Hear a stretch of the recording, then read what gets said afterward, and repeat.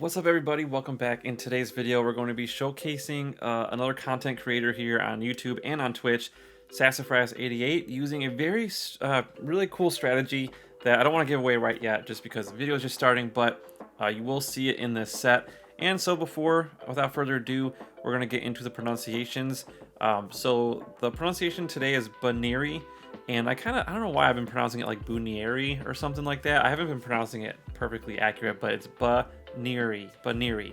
And in relation to Gen 6, it kind of looks like Bunnelby, which is not Bunnelby, but Bunnelby. So we're having like a 2-for-1 today for the pronunciations. But yeah, so Baneri and Bunnelby. And let's just get... Oh, and so also, before we start, TM event happening tomorrow. So if you haven't heard the news yet, December 10th, I'll put the time information below me when you can do that, but you will be able to TM away frustration. So get your shadow Pokemon ready, tag them if you want, make sure you're organized so that you can make sure you TM everything that you need to TM tomorrow. So anyways, let's just get into the set. And so he's running Scrafty in the lead, and he's running Cresselia as kind of like a bait kind of Pokemon, but also a safe switch, I believe. So, but you're gonna see how he uses it in this set. So he has what does he have as a closer? I can't remember. I totally blanked. Oh yeah, Tentacruel. Duh, Tentacruel. So, yeah, really like interesting set the way he plays this. So against a Skarmory lead, you can beat. I kind of consider this a neutral lead because if you don't shield, you're not gonna win that matchup. But if you can land a foul play, or maybe even just go straight power-up punch and they don't shield, you can win this matchup. So it's kind of like a neutral matchup. So it wasn't like a hard lost lead like in the last video where he lost some leads, but that was the other trainer, obviously. But anyways, he wins the lead, but watch what he does here. He switches out. So when he did that, I was like, why would you switch out? And then it kind of hit me, like maybe like the third or fourth battle in, that he wanted to kind of like bait out, like scare away the Azu from the Cresselia and get it lined up with the Tentacruel, because you're going to see he pulls off that strategy perfectly so many times in this set. So you saw there when he switched in, the Azu left because obviously he doesn't want to get hit with Grass Knot, excuse me, but then he has another counter waiting for it in the back.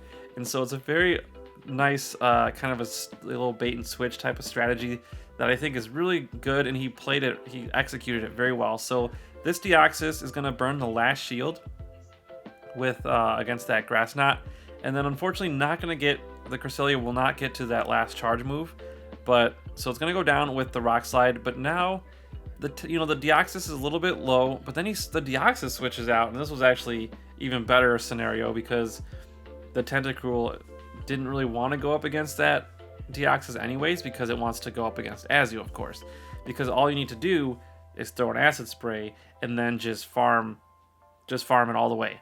You don't need to shield really, because you resist ice moves, you resist water moves, and I believe you resist fairy moves. I think I just saw that. Yeah, so like you resist everything. Azu cannot do much against a Tentacruel. Tentacruel completely walls it, but then comes back in with the Deoxys and gets Hydro Pumped. Oh, well, he beat the Azu. So yeah, Hydro Pumps the Deoxys. That played out very well. I think the opponent's mistake there was switching out. Maybe should have stayed in and stuck it out against the Tentacruel with the Deoxys. That might have been their only chance to like get it low enough to maybe the Azu could have won.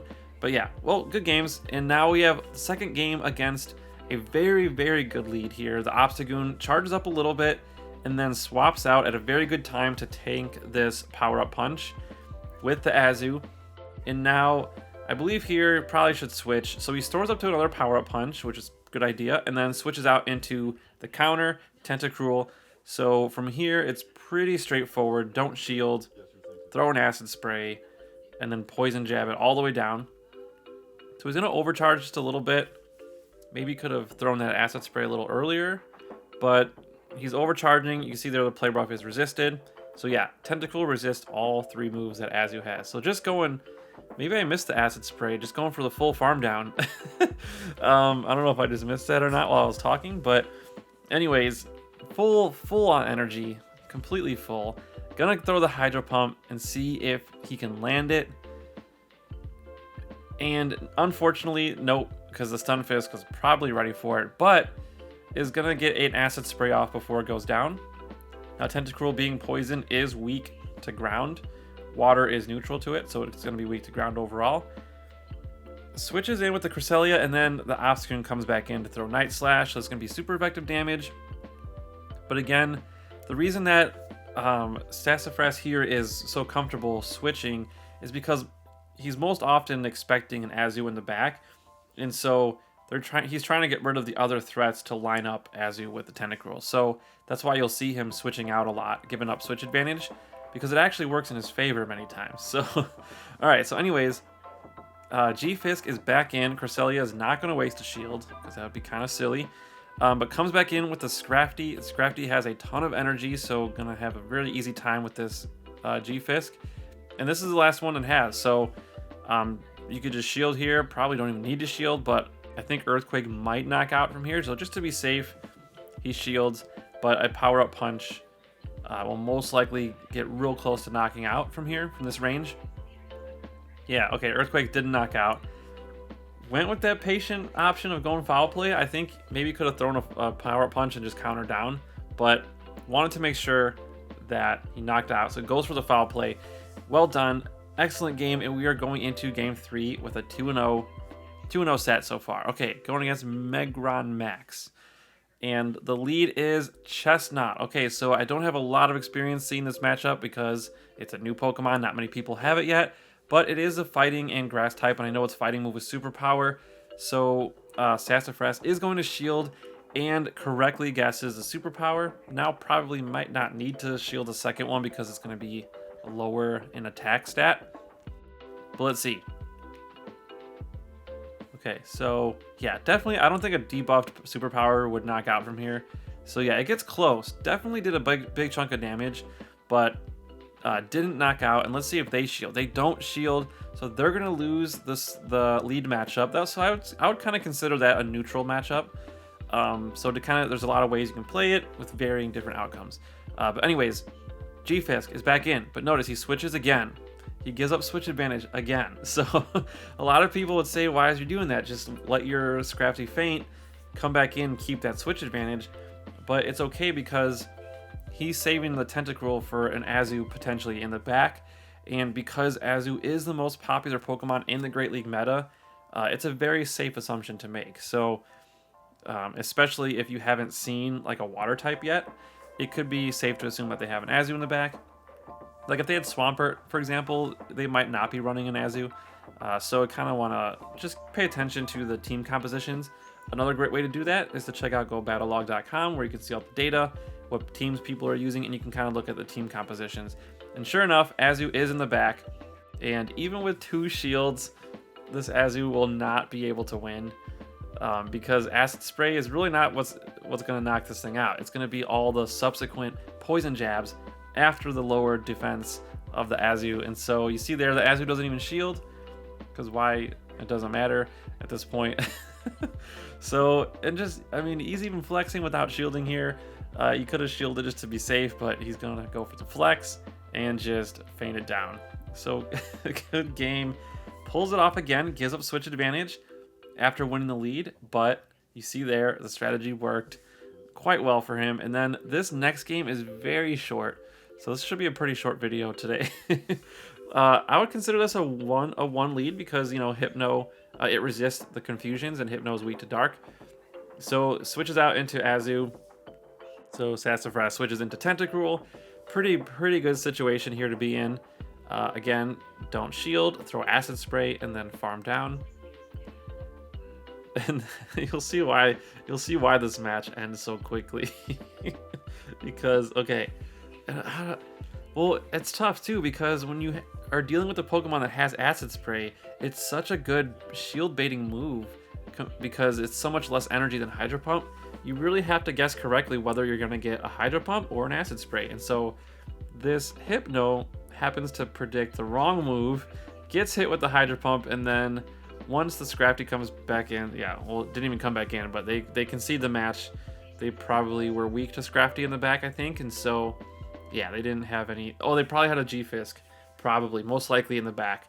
So they were like, yeah, we're not going to win this one. So they concede. All right, last game, another Skarmory lead. Now again, you can play this match a couple different ways. You can go straight for the foul play, or just go straight power up punch the entire time. But he lands the foul play again. And so it was actually funny. He sent me a second set that he went 5-0 in. It was from his stream. He faces another Skarmory and he lands the foul play again. So I think a lot of people just don't shield because they're expecting power up punch baits. And so it could be a good strategy if you are still watching this video at this point, to just throw foul play. Because it looks like you're going to land it quite a bit. So anyways, Lantern comes in. A very, I wouldn't say it's a common Azu-Counter, but it's a good Azumarills counter. I definitely would recommend using that if you're struggling. It's a really good counter for Azu. If you don't have a Tentacruel, for example, Lantern is a very good pick.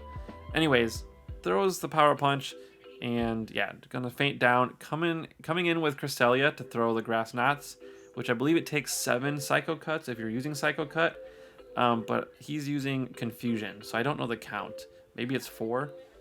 I wasn't paying too much attention, but it's gonna be less because Confusion generates. No wait, well it generates more energy per move, but I think energy per turn wise, Psycho Cut is faster.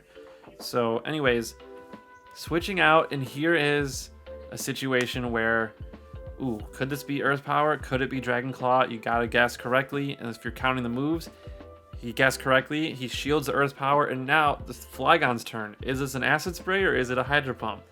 Who knows? They don't know, but we do. And it's a Hydro Pump, and he doesn't shield. And he wins the game with a Hydro Pump. Those are like those coin flip scenarios where if you went for the bait and he didn't shield, you are not looking good, most likely going to lose. But if they guess incorrectly, you win, and in that case, he pulls it down for a 5-0 set. Very well played. And thank you for the submission. And if you want to check out his channel, his YouTube channel, I will put links in the description below for his YouTube and his Twitch channel because he streams fairly regularly. So keep an eye out for him. He's a really talented guy. He plays music. He's a good artist. He drew like the avatar for his own channel, which I think is really cool. But yeah, very talented guy, very nice guy. So definitely check him out. And so if you like this video, hit that like button and subscribe if you haven't already. And thank you guys so much for watching. And let me know if you're still watching what Pokemon you're most excited to TM away Frustration for tomorrow. I can't even think off the top of my head, but maybe I think I have a Electivire that I need to get rid of TM for Frustration. I can't think of anyone but off the top of my head. But anyways, thank you guys so much for watching, and we'll see you in the next one.